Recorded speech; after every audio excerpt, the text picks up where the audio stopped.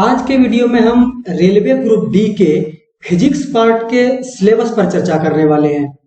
अक्सर स्टूडेंट्स को इस बात की दुविधा होती है कि पता नहीं क्वेश्चंस कहाँ से पूछे जाएंगे या सिलेबस क्या है। तो इन्हीं परेशानियों को ध्यान में रखते हुए आज के वीडियो में हम प्रीवियस ईयर के क्वेश्चंस की सहायता से यह पता लगाने की कोशिश करेंगे कि फिजिक्स का कौन कौन सा टॉपिक बहुत ही ज्यादा जरूरी है जिसे आप किसी भी सूरत में नहीं छोड़ सकते हैं और कौन से टॉपिक को आप स्किप करके चल सकते हैं।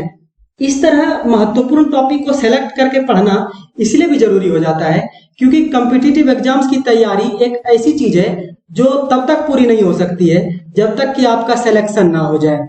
चाहे आपको कितना ही वक्त क्यों नहीं दे दिया जाए, लेकिन आपको कभी ऐसा नहीं लग सकता है कि आज मेरी तैयारी कंप्लीट हो गई है और अगर आज के बाद मैं कभी एग्जाम में बैठूंगा तो मेरा सिलेक्शन पक्का हो जाएगा। और अगर इस तरह से हम महत्वपूर्ण टॉपिक को सेलेक्ट करके पढ़ेंगे तो हम बहुत ही कम मेहनत में ज्यादा से ज्यादा स्कोर कर लेंगे, क्योंकि सिर्फ मेहनत करने से कुछ नहीं होगा दोस्त। अगर सिर्फ मेहनत सफलता की कुंजी होती तो जंगल का राजा शेर नहीं गधा होता। सबसे पहले हम यह देख लेते हैं कि फिजिक्स का सिलेबस कितना बड़ा है। सबसे पहले तो मैं आपको यह बता दूं कि प्रकृति और प्राकृतिक घटनाओं के अध्ययन को हम फिजिक्स में पढ़ते हैं। अब इतनी बड़ी प्रकृति है, इतनी सारी घटनाएं होती हैं, तो हर चीज के बारे में जानकारी लेना, हर चीज के बारे में पढ़ना, ये तो संभव किसी भी सूरत में नहीं हो पाएगा। तो हम इसीलिए महत्वपूर्ण टॉपिक को सेलेक्ट करेंगे और अपने स्टडी को आगे बढ़ाएंगे। फिजिक्स को अगर मोटे मोटे तौर पर देखा जाए तो इन 9 भागों में बांटा जा सकता है। अब हम इनके अंदर एक एक करके देखते हैं कि हमें क्या क्या पढ़ना होता है। सबसे पहले हम यांत्रिकी के बारे में देखते हैं। तो अगर आप यांत्रिकी के बारे में देखें तो इसे भी इतने ज्यादा भाग में बांटा गया है। उसके बाद हम अगर देखें थर्मल फिजिक्स, इसमें उष्मा की प्रकृति क्या होती है, उसमें प्रसार क्या होता है, इन सब के बारे में पढ़ना होता है। आगे हम तरंग और ध्वनि, इसके बारे में पढ़ते हैं, जिसमें हम तरंग क्या होती है, ध्वनि तरंगें किस तरह की तरंगें होती है, ध्वनि तरंगें कौन कौन सी हैं, और इसी से संबंधित कुछ और भी चीजों के बारे में पढ़ते हैं। उसके बाद विद्युत स्थितिकी, चुंबकत्व, विद्युत धारा, इन सब के बारे में पढ़ते हैं। उसके बाद हम प्रकाश के बारे में पढ़ते हैं, ऑप्टिक्स यानी प्रकाशिकी, जिसमें प्रकाश का परावर्तन क्या होता है, अपवर्तन क्या होता है, वर्ग विक्षेपण क्या होता है, इन सब के बारे में पढ़ते हैं। और उसके बाद हम मॉडर्न फिजिक्स यानी आधुनिक भौतिकी में परमाणु, अणु, नाभिक, इनकी संरचनाओं के बारे में पढ़ते हैं। अर्धचालक भौतिकी, जिसमें हम लॉजिक गेट क्या होता है, डायोड क्या होता है, ट्रांजिस्टर क्या होता है, इसके बारे में पढ़ते हैं। उसके बाद हम खगोलिकी यानी एस्ट्रोनॉमी में पढ़ते हैं कि खगोलीय पिंड क्या होते हैं, खगोलीय पिंड के बीच की दूरी कैसे निकाली जाती है, और इसी तरह के बहुत सारी चीजें। इतने बड़े सिलेबस को देखकर तो वैसे भी तार छोड़ने लग जाएगा इंसान का। तो क्या इन सबको पढ़ना जरूरी है? क्या इन सबको पढ़े बिना काम नहीं चल सकता है?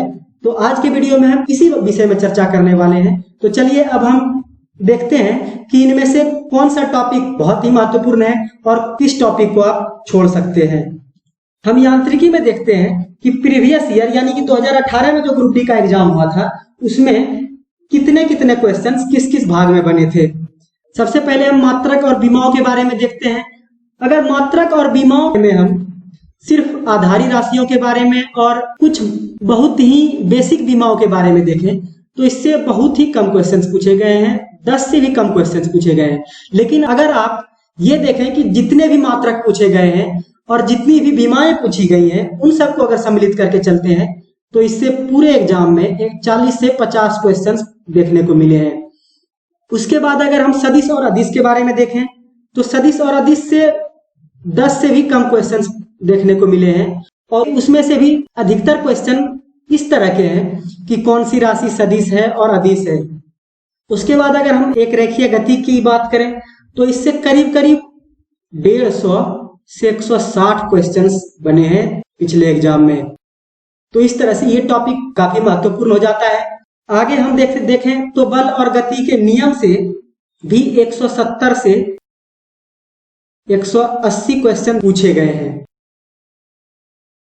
घर्षण से हम देखें तो इससे भी करीब करीब 10 क्वेश्चन के आसपास पूरे एग्जाम के सभी सेट को मिलाकर पूछा गया है। और सबसे महत्वपूर्ण कार्य, ऊर्जा और शक्ति से करीब करीब 280 से 290 क्वेश्चन पूछे गए हैं। आगे हम देखें अगर गुरुत्वाकर्षण से, तो गुरुत्वाकर्षण से 80 से 90 क्वेश्चन पिछले पूरे एग्जाम में देखने को मिले हैं। तो इस तरह से अगर हम देखें तो यहाँ मात्रक और विमाओं का पढ़ना हमारे लिए इसलिए जरूरी हो जाता है क्योंकि बिना मात्रक और विमाओं को पढ़े आगे के फिजिक्स को पढ़ने में आपको बड़ी समस्या होगी।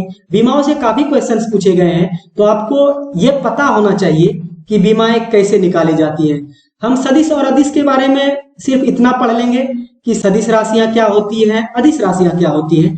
एक रेखीय गति के बारे में हम विस्तार से पढ़ेंगे, बल और गति के नियम के बारे में हम विस्तार से पढ़ेंगे और इसी को पढ़ते वक्त हम घर्षण को भी पढ़ लेंगे।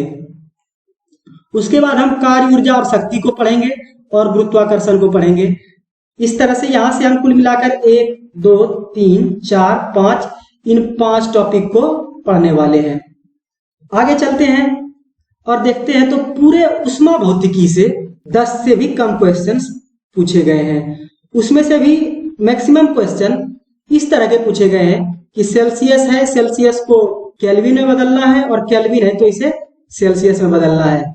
आगे हम देखते हैं तरंग और ध्वनि से कुल मिलाकर 110 से 120 क्वेश्चंस पिछले एग्जाम में पूछे गए हैं।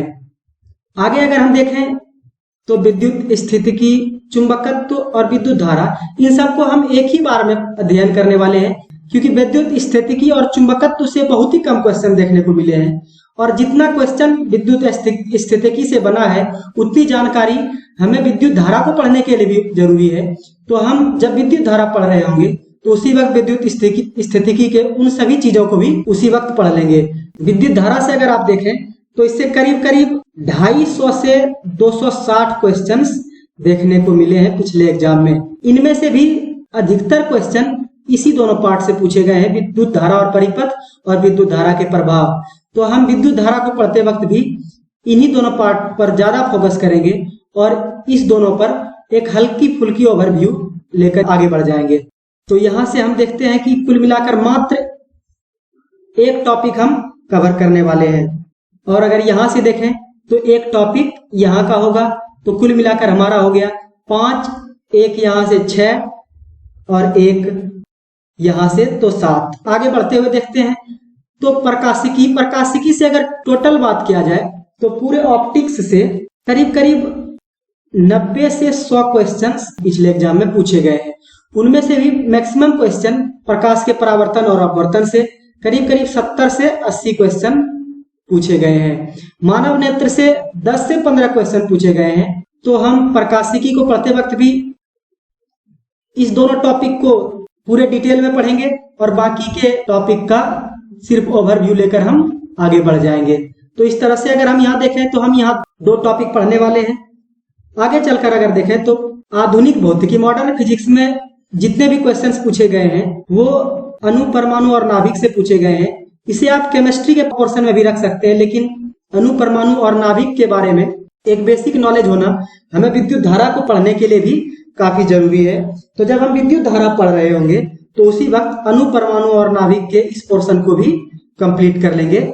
आगे अगर देखें तो खगोलिकी, इससे काफी कम क्वेश्चंस देखने को मिले हैं जिसे कि आप फिजिक्स के अंतर्गत पढ़ें। तो इस तरह से अगर हम देखें तो 2 टॉपिक यहां से, 5 टॉपिक यहां से, एक टॉपिक यहां से, 5 एक 6, 6 एक 7 और 7 2 9 टॉपिक। अगर हम इस 9 टॉपिक को पढ़ें तो हमने करीब करीब 1/3 या उससे भी कम सिलेबस हमें पढ़ना होगा। फिजिक्स के करीब करीब हर सेट में 10 क्वेश्चंस देखने को मिले हैं। तो अगर हम सिर्फ इन्हीं 9 टॉपिक को अच्छे से कवर कर लें तो यहाँ इस 10 में से 8 नंबर लगभग हम कवर कर लेंगे और बाकी के 2 मार्क्स के लिए आपको पूरा फिजिक्स पढ़ना होगा। तो मुझे नहीं लगता कि इसमें कोई समझदारी होगी।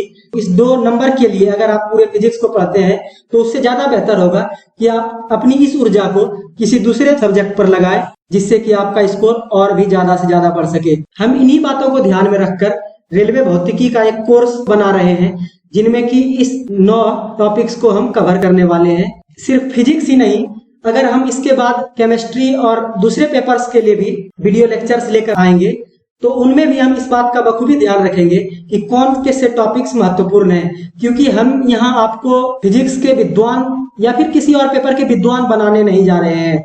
हम सिर्फ उन विषय पर बात करने वाले हैं या उन क्वेश्चंस के बारे में बात करने वाले हैं जो कि वाकई में एग्जाम पॉइंट ऑफ व्यू से बहुत ही महत्वपूर्ण होने वाले हैं।